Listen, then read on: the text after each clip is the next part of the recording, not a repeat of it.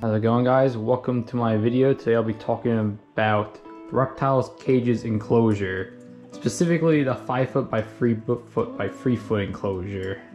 And I'm going to tell you the pros and cons, and at the end how I feel about this enclosure.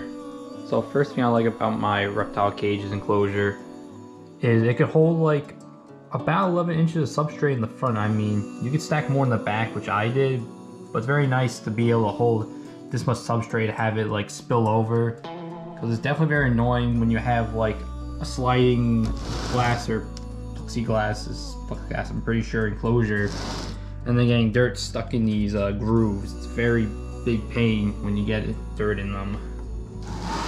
So that's the first thing I like about it. Want to say hi to everyone on YouTube, Ashes? Want to say hello? No, don't attack the camera.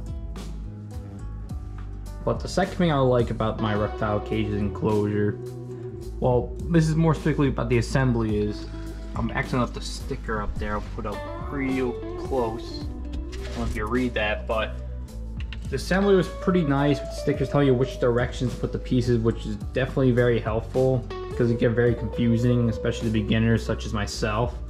So that's very nice about the assembly. Though the one thing I wish for the assembly though is they added like some photos with the instructions. But besides that, the assembly is relatively straightforward. So that's the second thing I liked about this enclosure.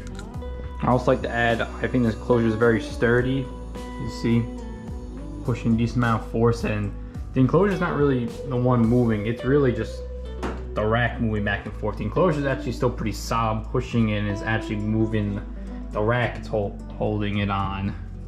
And this rack's pretty sturdy. It can hold like hundreds of pounds per shelf.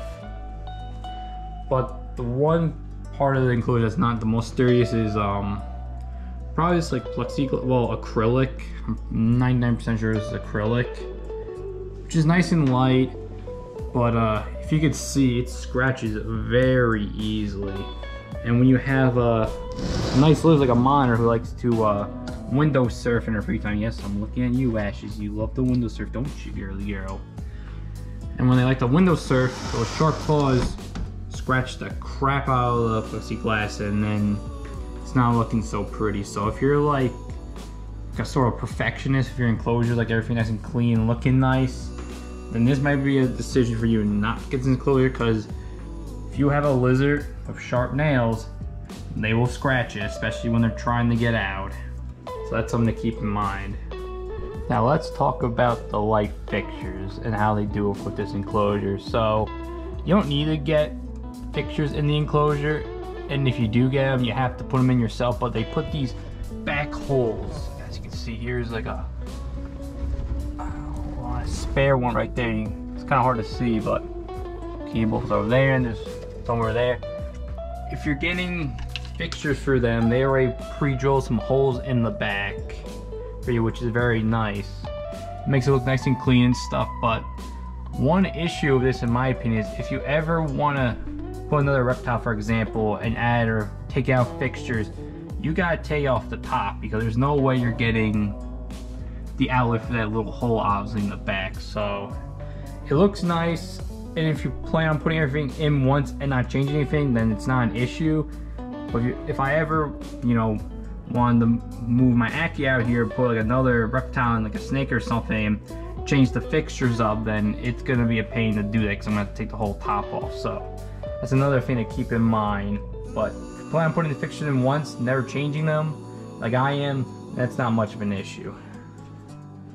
And the final thing to talk about in the enclosure is price point. How much did I pay for it? So I paid, after add-ons and shipping and taxes, obviously taxes can be a little different, I paid around $1,000. But as of now, I just checked the website today, November 4th, 2021, that they definitely raised the price for sure, because now it's $1,150. I don't know if that includes shipping or not, but they definitely raised the price for this enclosure.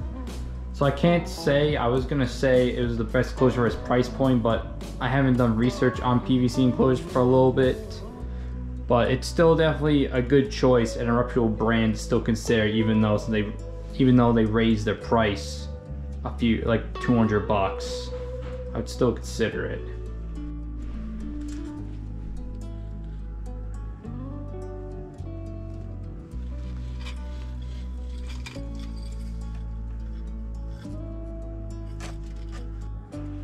Would I recommend this enclosure? Yes, I would definitely recommend this enclosure. Though I would try and see if there would be a sale on it though, just because they raised the price. I don't know when they raised the price, some point in these last couple months. Because when I bought it, it was not worth $1,000 for this 5 foot by 3 foot by 3 foot enclosure. And the one thing that I probably think is the deciding factor is if you're fine with acrylic, or if you're not, then this might be a deal breaker for you. So it's, like I said, acrylic scratches. You know, since it scratches, if it looks like ugly enough and it really bothers you, you're gonna want to replace it, and then replacing it's gonna be a pain. You're gonna have to disassemble the whole front of the cage, I would imagine. Probably take this part off and the top. So that would be the biggest thing I would think about before buying this enclosure, besides the price point. And I hope you enjoyed this video. Leave a like, subscribe if you want some more. Want to say goodbye, Ashes? Oh, she says goodbye to everybody. And I hope you guys have a good day.